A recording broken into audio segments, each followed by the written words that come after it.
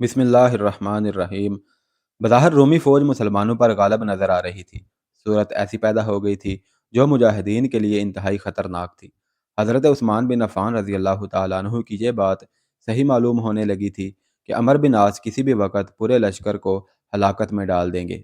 अब नज़र यही आने लगा था कि अमर बिन आस रज़ी अल्लाह तआला अन्हु ने लश्कर को यकीनी हलाकत में डाल दिया है, लेकिन उनके चेहरे से साफ मालूम होता था कि वह मुतफ़िक्र तो ज़रूर हैं, लेकिन परेशान नहीं, बल्कि उनके चेहरे पर इत्मीनान की भी झलक थी और इतने ठंडे मिजाज में रहे कि उन्होंने महफूजा के दस्तों को भी पीछे ही रहने दिया। ऐसी सूरत हाल में अक्सर कमांडर महफूज दस्तों को भी लड़ाई में झोंक दिया करते हैं।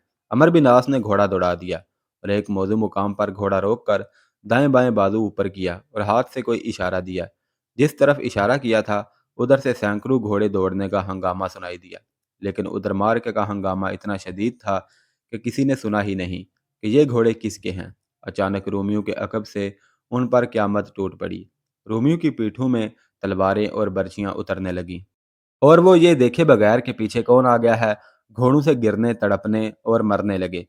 घोड़े उन्हें रौंदने लगे। रोमियों के लश्कर में खलबली मच गई और उनका हल्ला और उसकी शिद्दत यकलहत कम हो गई और वह पीछे देखने लगे। वो सलार ज़ुबैर बिन अव्वाम रज़ी अल्लाह तआला अन्हु थे, जिन्होंने 1,500 मुजाहिदीन से रोमियों पर हमला किया था। लश्कर जब इस मैदान जंग की तरफ आ रहा था तो सलार ज़ुबैर ने जासूस मुजाहिद से पूछा था कि वहाँ की ज़मीन के खद्दो हाल क्या हैं।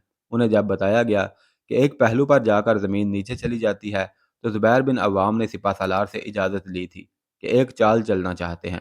उनकी चाल ये थी कि मैदान जंग से दूर ही थे कि उन्होंने 1,500 मुजाहिदीन को साथ लिया और दूर का चक्कर काट कर उस जगह जा पहुँचे जहाँ ज़मीन ज़्यादा नीचे को चली गई थी। वहाँ उन्होंने अपने मुजाहिदीन को छुपा लिया था और ये सारा दस्ता घोड़सवार था। ज़ुबैर बिन अव्वाम कहीं ऊंची जगह खड़े लड़ाई का मंजर देख रहे थे। उन्होंने जब देखा कि रूमी मुजाहिदीन पर गालिब आ गए हैं और कोई चाल चलने की मोहलत नहीं दे रहे, तो उन्होंने अपने दस्ते को हमले का हुक्म दिया। वो पहले पूरे दस्ते को बता चुके थे कि क्या करना है। सिपा सालार ने हमले का इशारा भी दे दिया था। यह दस्ता सालार ज़ुबैर की क़यादत में कुछ दूर जाकर उस नीची जगह से बाहर निकला और रोमियों के पीछे जाकर फैल गया। रोमियों को लड़ाई के हंगामे में पता ही ना चल सका। ये खालिद बिन वलीद की चाल थी, जो उन्होंने 2-3 मरतबा लड़ाइयों में चली और कसीर तादाद दुश्मन को काट फेंका था। तारीख बताती है कि अमर बिन आस खालिद बिन वलीद रज़ी अल्लाह तआला अन्हु की चालें चलते और उन्हें अपना उस्ताद मानते थे। अखबाब और साथियों की महफिल में उन चारों की बातें होती तो अमर बिन आस, खालिद बिन वलीद और अबू अबैदा के हवाले दिया करते थे। जंगी चालों के मामले में रूमी जर्नैल भी कुछ कम न थे और कहा जा सकता है कि मुसलमानों के हम पल्ला थे। खुद हरकुल जंगी चालों का माहिर तस्लीम किया जाता था और उसका जर्नैल इतरबून तो इस फ़न में खसूसी तौर पर माहिर तस्लीम किया जाता था। उसे दूसरी कौमें जंग की दहशत समझती थीं, लेकिन वही हरकुल शाम जैसा वसी व अरीज़ मुल्क मुजाहिदीन इस्लाम के कदमों में रख कर इस तरह भागा और मिस्र में उसका नामवर जर्नैल इतरबून मुसलमानों के हाथों मारा गया था। वजह यह थी कि मुसलमान अल्लाह और कुरान के हुक्म से लड़ते थे और हर कुल अपनी ज़ात को ही सब कुछ समझता था। मुजाहिदीन इस्लाम को अल्लाह ने ईमान की कुव्वत अता फरमाई थी, जिससे रूमी मरऊब थे। रोमियों पर अकब से सलार ज़ुबैर बिन अव्वाम रज़ी अल्लाह तआला अन्हु ने हल्ला बोला तो वो पीछे को मुतवज्जा हुए और कटने लगे और आन उस वक़्त सिपा सलार अमर बिन आस ने महफूजा के दस्तों को हमला करने का हुक्म दे दिया। अब रूमी तादाद में ख्वाह दुगने भी थे, नरगे में आ गए और उन पर आगे से भी और पीछे से भी ऐसा हमला हुआ कि वो सुकड़ गए और उनके लिए कोई चाल चलना तो दूर की बात है, हथियार चलाना भी दुश्वार हो गया। उसके साथ ही मुजाहिदीन ने उन पर पहलुओं से भी हमला कर दिया। रूमी गिर गिर कर अपने ही घोड़ों के कदमों तले रोंदे जाने लगे। अब वो भाग निकलने के रास्ते देखने लगे। उनके अहदो पैमान टूट गए। उनके कमांडर का परचम गिर पड़ा और कमांडर का कुछ पता ना चला वो कहाँ गायब हो गया है। रूमी भागते भी तो कहाँ जाते, दूर दूर तक कोई कला ना था जहाँ जाकर पनाह लेते। बहरहाल वो अब जान बचाने के लिए लड़ रहे थे और जिस रूमी को भाग निकलने का मौका मिलता वो फौरन भाग उठता। मुजाहिदीन की कमज़ोरी ये थी कि उनकी तादाद बहुत थोड़ी थी। रोमियों को मुजाहिदीन की इस कमज़ोरी ने खासा फ़ायदा पहुंचाया और कुछ रोमी भाग निकलने में कामयाब हो गए। उनका रुख करियोन की तरफ था, जो मुस्तहकम कलाबंद शहर था और ये शहर वहाँ से खासा दूर था। करियोन में जनरल थियोडोर नए अज़म और ताज़ा वलवले के साथ उस फौज की ट्रेनिंग में मसरूफ़ था जो उसने किले में इकट्ठी कर रखी थी। पहले बयान हो चुका है कि अब वो अपने आप को मुख्तार कुल समझने लगा था और उसके साथ जो जर्नैल थे انہوں نے اپنی وفاداریاں پیش کر دی تھی۔ اتربون کے بعد جنرل تھیوڈور ہی ایک قابل جرنیل رہ گیا تھا، اور اس کے بعد جنرل جارج تھا۔ تھیوڈور میں اتنی اہلیت اور اتنا تجربہ تھا کہ وہ محتار کل کہلانے کا پورا پورا حق رکھتا تھا۔ اس نے اپنے جرنیلوں سے کہا تھا کہ جو دستے کریون سے دور دور مسلمانوں کے ساتھ راستے میں مورچہ بند ہیں، انہیں وہی رہنے دیا جائے، تاکہ وہ مسلمانوں کے راستے کی رکاوٹ بنے رہیں اور انہیں کمزور کرتے رہیں۔ ایک روز وہ اپنی فوج کو خود ٹریننگ دے رہا تھا کہ اسے اطلاع ملی کہ ایک لڑائی سے کچھ رومی سپاہی بھاگ کر آئے ہیں۔ اس نے اسی وقت ان سپاہیوں کو بلایا۔ پہلے تو اس نے یہ دیکھا کہ ان سپاہیوں کے چہروں پر شکست صاف نظر آ رہی تھی، اور وہ ٹھیک طرح بول بھی نہیں سکتے تھے۔ تھیوڈور نے گرج کر انہیں ڈانٹا اور کہا کہ وہ اتنے بزدل نہ بنے کہ اپنے قلعے میں بھی آ کر ان کے منہ سے بات نہیں نکل رہی۔ کاٹ دیا۔ آخر ایک سپاہی نے لرزتی کانپتی آواز میں کہا، سب کو کاٹ دیا۔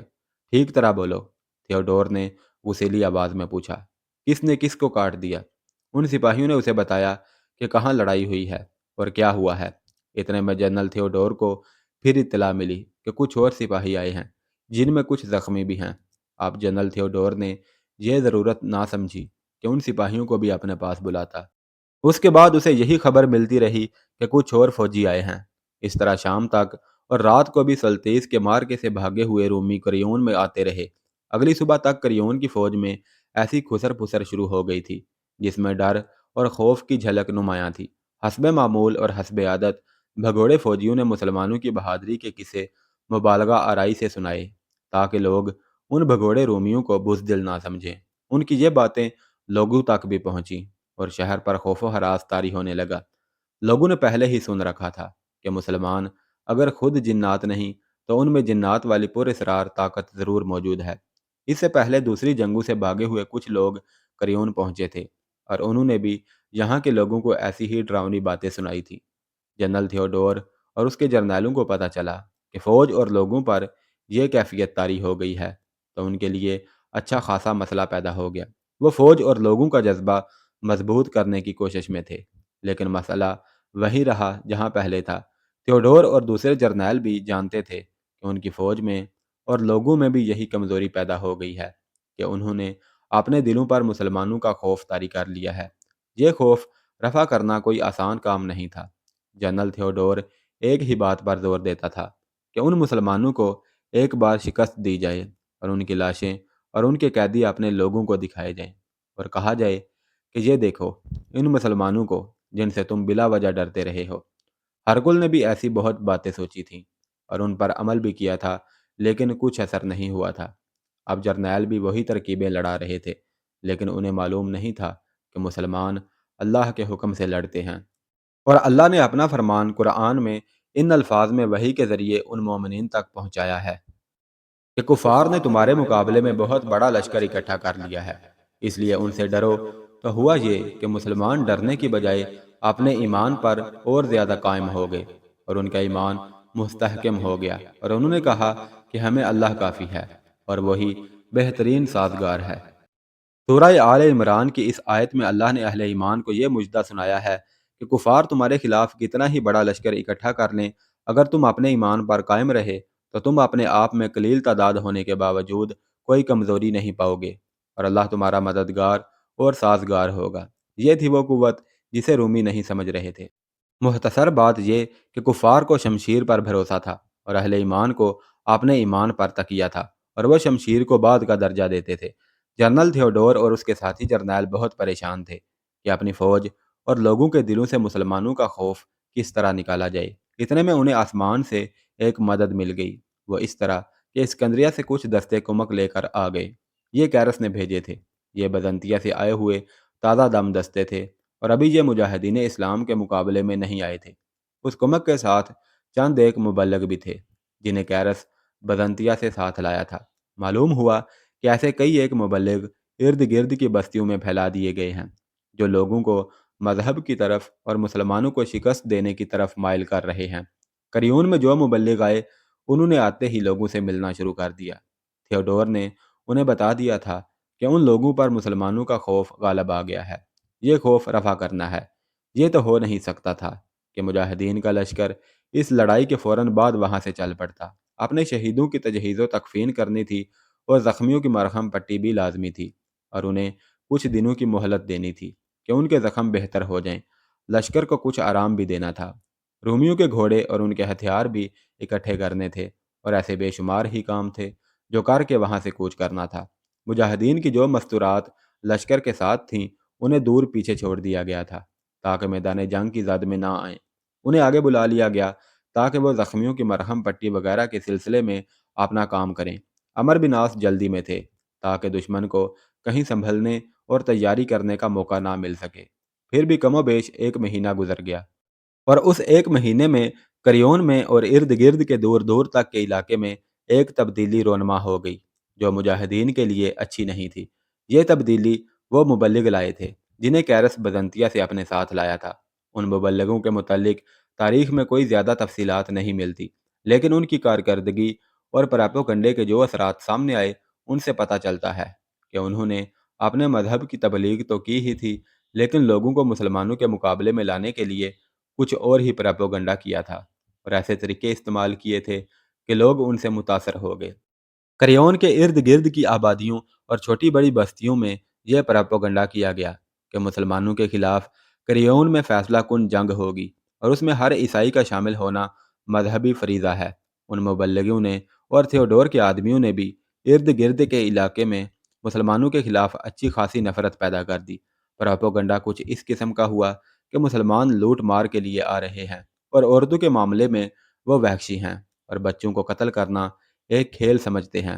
لوگوں سے یہ بھی کہا گیا کہ مسلمان سب سے پہلے بستیوں پر ٹوٹ پڑیں گے اور انہیں اجاڑ کر رکھ دیں گے، اور اس کے بعد قلعے کو محاصرے میں لے لیں گے۔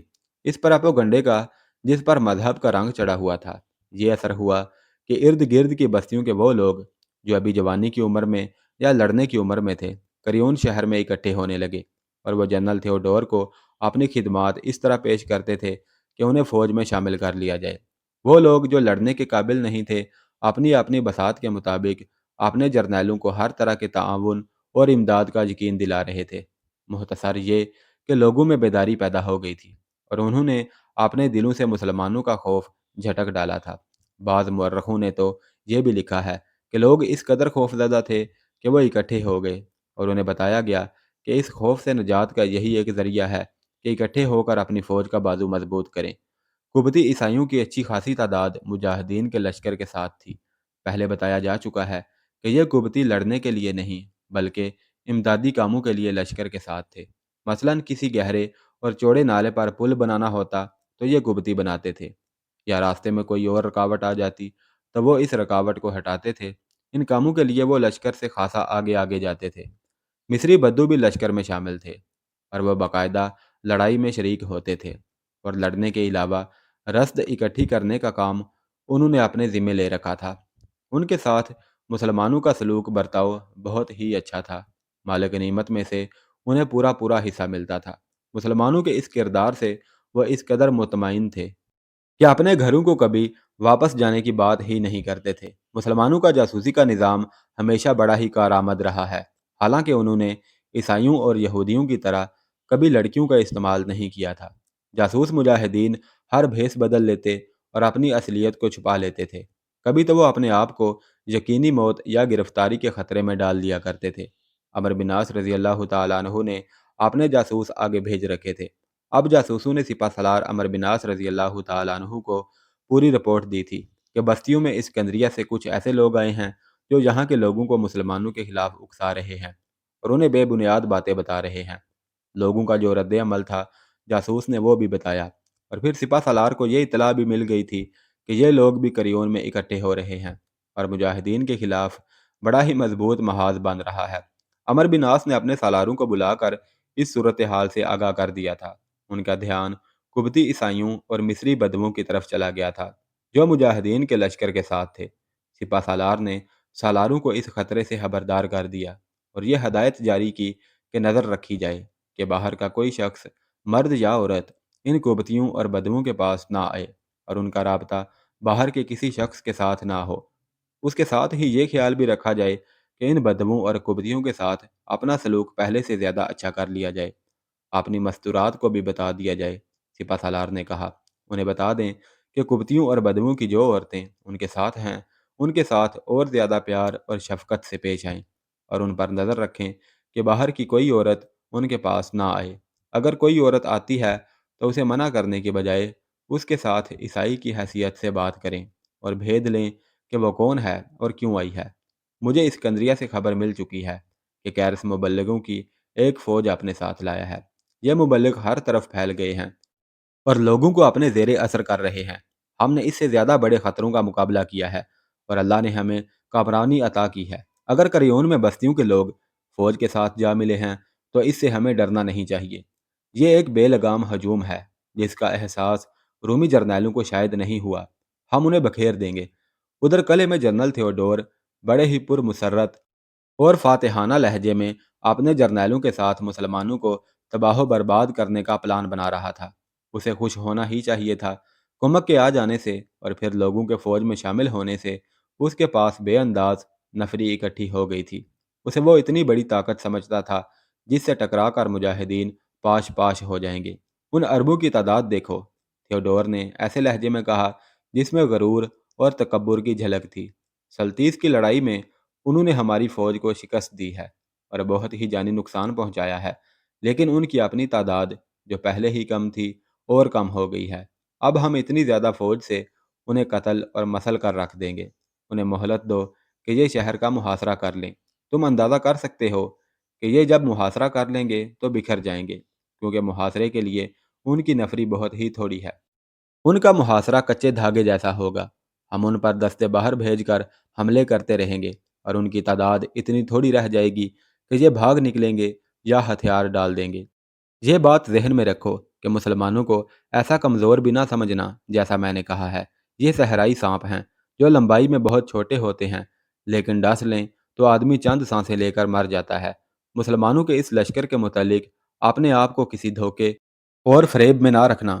انہوں نے ملک شام میں ہرکل کو ایسی ہی تھوڑی تعداد میں شکست دی ہے، اور مصر میں آ کر انہوں نے ہمارے جرنیل بھی مار ڈالے ہیں، جن میں اتربون خاص طور پر شامل تھا۔ یہ سوچ لو کہ عربوں کو کریون میں ہی شکست دینی ہے۔ اگر ہم ناکام رہے تو ارد گرد کے علاقے کے جو لوگ ہمارے ساتھ آن ملے ہیں وہ ہمارے دشمن ہو جائیں گے، اور مسلمان یہاں سے سیدھے اسکندریہ جا پہنچیں گے، اور وہاں تک کے لوگ ان سے مرعوب اور خوف زدہ ہو جائیں گے۔ پھر یہی لوگ ان کا ساتھ دیں گے۔ عہد کر لو کہ انہیں یہیں کریون میں ہی ختم کرنا ہے۔ تاریخ میں آیا ہے کہ جنرل تھیوڈور نے آخر میں جو الفاظ کہے تھے وہ یہ تھے: حملہ آوروں اور اسکندریہ کی دیوار کے درمیان ہم خود دیوار بن کر کھڑے ہو جائیں گے۔ کریون کا قلعہ اور شہر پناہ بہت ہی مضبوط اور چوڑی تھی۔ اس کے ارد گرد کوئی خندق نہیں کھودی گئی تھی، لیکن ایک چوڑا نالا دیوار کے قریب سے گزرتا تھا۔ یہ دراصل ایک گہری اور قدرتی نہر تھی، یا اسے نیل کی ایک شاخ کہہ لیں۔ اس کا نام صوبان تھا۔ قلعے کا صدر دروازہ نالے کی طرف تھا۔